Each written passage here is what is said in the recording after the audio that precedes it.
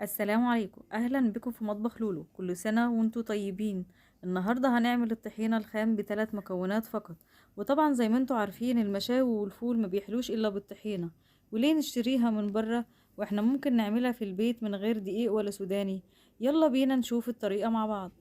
تعالوا مع بعض يلا يا جماعة نعمل الطحينة بتاعتنا الخام، بدون سوداني وبدون دقيق. يلا تعالوا نشوف المقادير مع بعض. معانا كوباية زيت، كوباية سمسم محمص، كوباية سمسم ني اللي هو الأبيض. هنحط السمسم المتحمص عليه السمسم الني ونقلبهم مع بعض. احنا مش هنحمص يا جماعة السمسم على النار خالص، هنقلبهم مع بعض كده. وبعدين هنجيب المطحنة ونطحنهم. وجهزنا المطحنة بتاعتنا اللي هنطحن فيها السمسم بتاعنا. اي مطحنة يا جماعة، مطحنة الخلاط اللي عنده هاند بلندر قوي ممكن يعمل بيه. يلا يا جماعة نطحن السمسم مع بعض.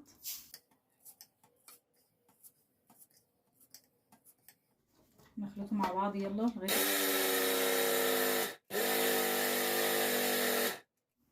كده يا جماعة. اهوت طحنا السمسم، وده بيبقى شكله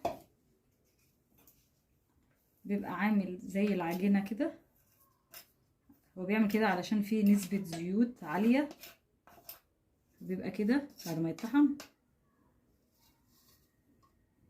نرجع نعمل الكمية التانية. زي ما قلنا يا جماعة السمسم اللي متحمص بيدي طعم الطحينة الخام الأصلي، والأبيض بيعطيلها طعم برضو. الاتنين بيتقلبوا مع بعض بيبقى طعمهم حلو، بيدينا طعم الطحينة الأصلي.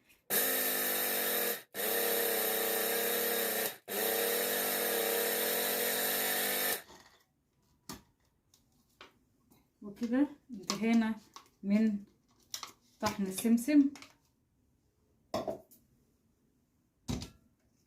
شايفين شكله؟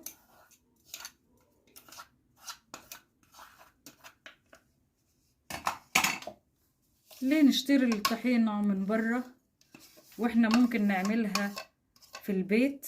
زي ما انتوا شايفين شكل السمسم بعد ما اتطحن. وبعد كده هناخد نص الزيت في الشفشق كده. حطينا نص الزيت في قلب الشفشق الخلاط، وكده احنا واثقين وضامنين لحاجه حامينا السكينه بتاع الخلاط لغايه ما لونه يفتح خالص. يلا بينا.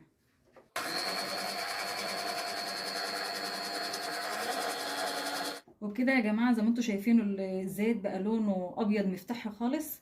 بعد كده هنحط السمسم اللي احنا طحناه كله في قلب الشفشق. بسم الله الرحمن الرحيم. والله هتاكلوا احسن طحينه وتدعوا لي احسن من اللي بنشتريها من بره الغاليه. ودلوقتي انتوا عارفين اللي هي غاليه قوي. وداعا لجشع التجار، ممكن ان احنا نعملها في البيت بكل سهوله. ونحط الزيت شويه بشويه من فوق.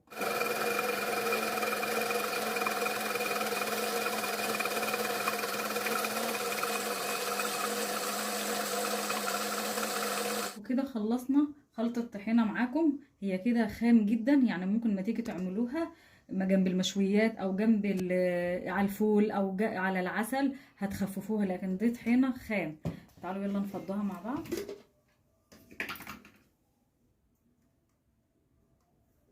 بسم الله ما شاء الله.